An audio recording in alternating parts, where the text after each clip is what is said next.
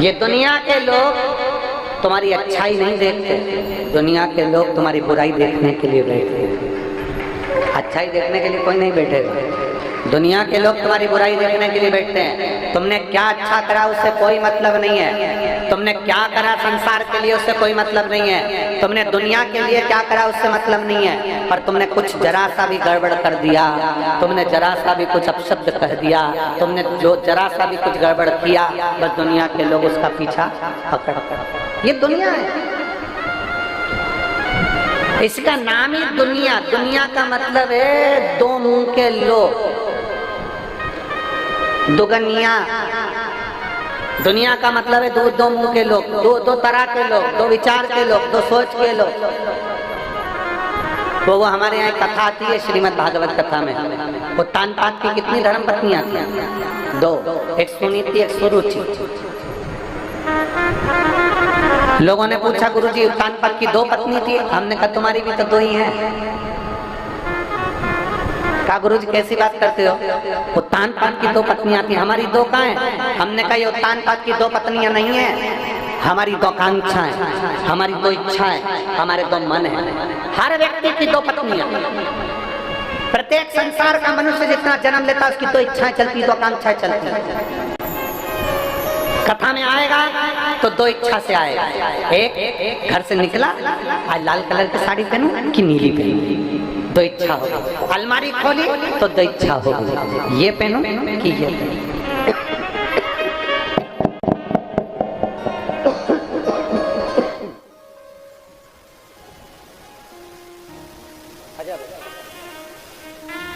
दो इच्छाएं प्रकट होती हैं। गला पकड़ रहा है दादा माइक।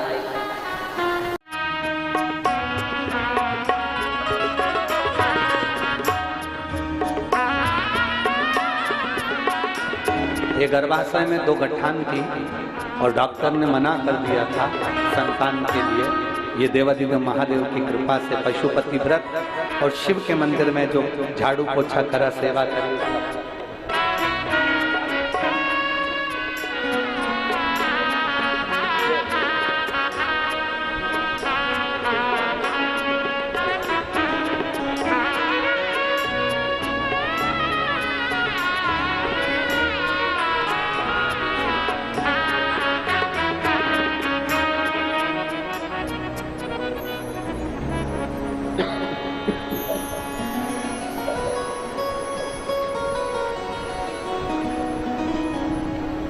अब देव किसी को भी, दुनिया है, कितना भी कर लो किसी से, कोई साथ नहीं, कोई। और अंत समय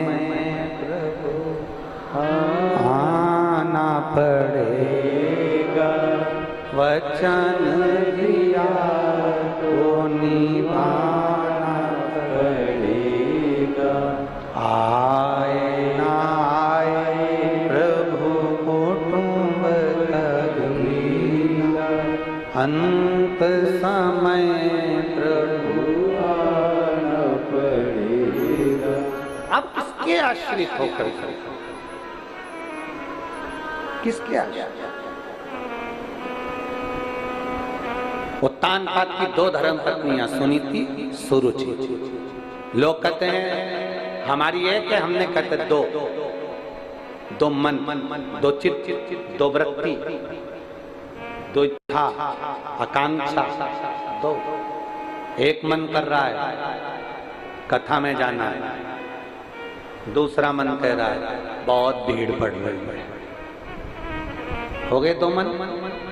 एक मन कर रहा है कथा में जाना है, दूसरा कर रहा है बहुत गर्मी पड़ रही है।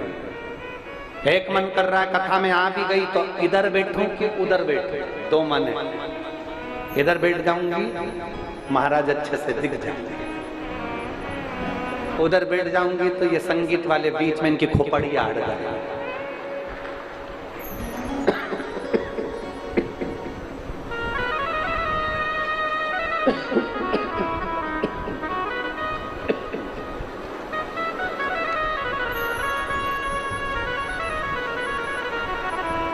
दो मन, फिर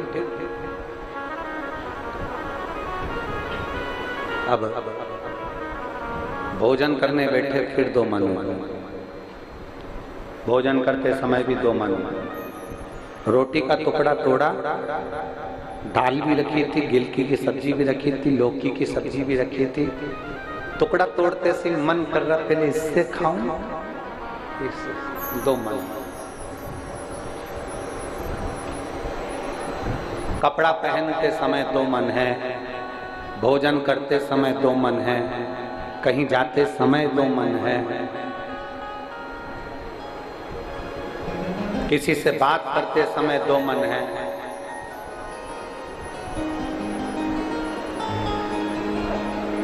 किसी से मिल रहे हैं तो दो मन है। ये केवल उत्तान पात की दो धर्म पत्नियां नहीं, प्रत्येक जीव की दो इच्छाएं, दो मन चलते हैं।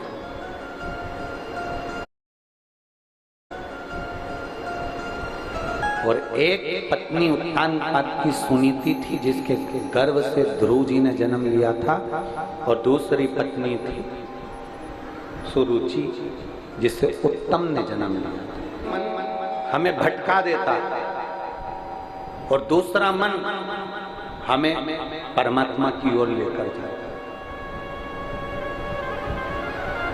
एक मन भटका रहा, एक मन अच्छी जगह ले जा रहा है और एक मन बुरी जगह ले जा रहा है।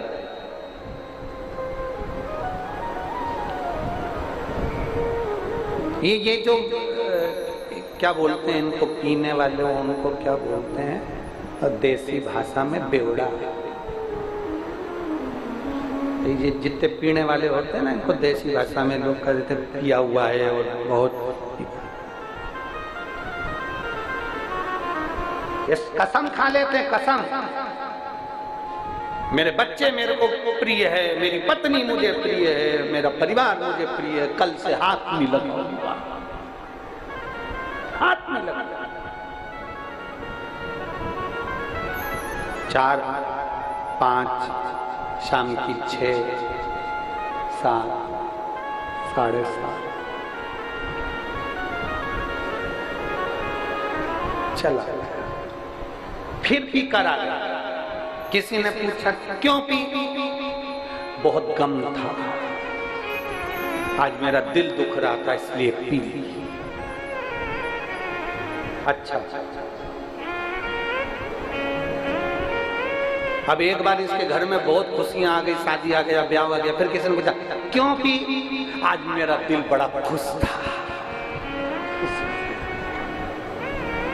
शिव महापुराण की कथा कहती है, बहुत खुशी अगर घर में है ना तो मदिरा मत पियो, बहुत खुशी में शिव नाम और राम नाम पियो। बहुत दुख है ना, बहुत दुखी हो गए ना, बहुत तकलीफ में हो गए ना, मदिरा मत पियो, मैं खाने मत जाओ, मदिरा की दुकान पर मत जाओ। बहुत दुखी होना तो शंकर के दरवाजे पर चले जाओ, शिव के द्वार पर जाओ। हम आपसे पूछेंगे, एक उत्तर दोगी मेरी जीजियों? जब व्यक्ति बहुत दुखी होता है, बहुत कर्जे में डूब जाता है, बहुत तकलीफ में आ जाता है, बहुत तकलीफ में आ जाता है, तो घर में जितना सोना होता है, चेन, पाटली, चूड़ी, चांदी का सामान, घर का जो व्यक्ति होता है वो सारा सोने चांदी का सामान किसके यहाँ लेकर जाता है? जम के बोलो, सुनार। सुनार ने पूछा, भैया ये भाभी के कड़े क्यों ले आए? दुख की घड़ी चल रही है, बहुत टेंशन चल रहा है। सुनार कहेगा, भैया ये भाभी का हार क्यों ले आया? दुख की घड़ी चल रही है, तकलीफ चल रही है, इसलिए सुनार के यहाँ पर सोना लेकर चले। जब कर्जा हो जाता है, दुख आता है, तकलीफ बढ़ जाती है, तो घर का सोना सुनार के पास लेकर जाते हो। उसी तरह जब दुख आ जाए, तकलीफ आ जाए, कष्ट आ जाए, बीमारी आ जाए, याद रखना जैसे दुख की घड़ी में घर का सोना सुनार के यहाँ ले जाते हो, सुनार के यहाँ सोना मत ले जाओ। दुख की घड़ी में तुम महादेव के पास चले जाओ। दुख की घड़ी में तुम महादेव के पास जाओ। एक बार सुनार भी तुमसे कहता है, सोना चांदी वाला भी कहता है, भाभी का कड़ा क्यों ले आया, भाभी का हार क्यों ले आया, बड़ी मुश्किल से बनवाया था रे, ले जा वापिस ले जा। सुनार एक बार तो समझाता जरूर है कि इसको ले जाओ, मत बेच बेटा, क्यों बेच रहा है, ले जा, थोड़ा समय और निकले, समझाता है। दुख की घड़ी आए तुम मेरे महादेव के चरणों में जाओ, मेरे शिव की शरण। और फिर निवेदन करूंगा इस शिव महापुराण के माध्यम से, बहुत ज्यादा यदि दुख आ जाए, बहुत, तो तुम्हारे नजदीक में कहीं शिव महापुराण की कथा हो ना, और मेरा कुबेर भंडारी आया हुआ हो, तो एक बार पंडाल में बैठकर शिव महापुराण की कथा 5-7 दिन की श्रवण।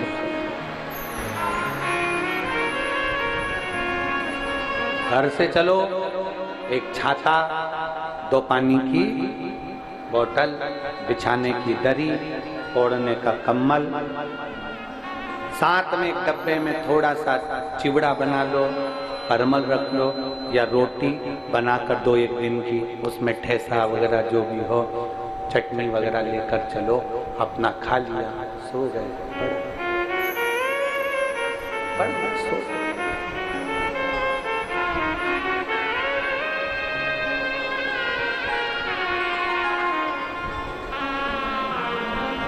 इस पंडाल में एक माता ऐसी बैठी है,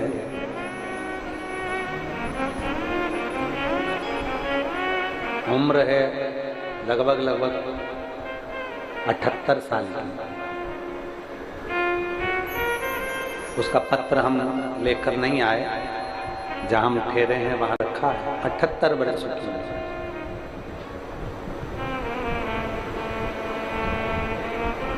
घर से चली, बिछाने का लेकर, ओढ़ने का लेकर, सब साधन लेकर जिस पंडाल में जाती है, उस पंडाल में ये उसकी लगभग 8वीं या 7वीं कथा है। जिस पंडाल में जाती है, वो दरी पर जिस पे बैठती है, उस दरी पर से वॉशरूम के लिए या सोच कर्म के लिए भी नहीं जाती। 7 दिन अपनी इंद्रियों पर इतना कंट्रोल कर लेती है कि 7 दिन एक जगह पर अपना लाया खाती है, अपना लाया पीती है, और किसी से मांगती भी नहीं और कहीं जाती नहीं। अपना लाया रोटी लेकर चलती है, साथ में वो रोटी खुद की खाती है, किसी से मांगा नहीं, अपना स्वयं। और एक आप और अपन देने की मन में नहीं सोचते, कोई पानी का पाउच देने आया। घर से चली थी, 5 पानी के पाउच अपने को लेकर चलना था कि मेरी अड़ोसन पड़ोसन धड़ोसन को दूंगी। बाटल पानी के अपने साथ लेकर चलूंगी, अपनी पड़ोसन को दूंगी। बिस्कुट का पैकेट लेकर चलूंगा, दूसरे को दूंगा। और जिन जिन ने यहाँ पर इस पंडाल के अंदर जिसने खिलाया, एक बिस्कुट का पैकेट का एक टुकड़ा भी, एक पानी की बोतल भी किसी को पिलाई है, एक इतनी बड़ी डायरी में लिखकर रखना। हम 3 महीना की गारंटी नहीं ले रहे, हम तो ये अमलेश्वर की कथा की गारंटी ले रहे हैं। 4 दिन बाद फिर मिलेंगे और बताना कि 50 रुपए खर्च करे थे तो 50 के दुगने चौगने हुए कि नहीं। छत्तीसगढ़ छोड़कर कहीं नहीं जा रहे, यहीं पे हैं तुम्हारे पास में। कि तुमने 10 रुपए का किसी को खिलाया तो उसका फल मिला कि नहीं, तुमने 20 रुपए का किसी को खिलाया तो उसका फल मिला कि नहीं मिला। और वो भी ध्यान रख लेना, जिनकी अखबार वालों ने छापी थी,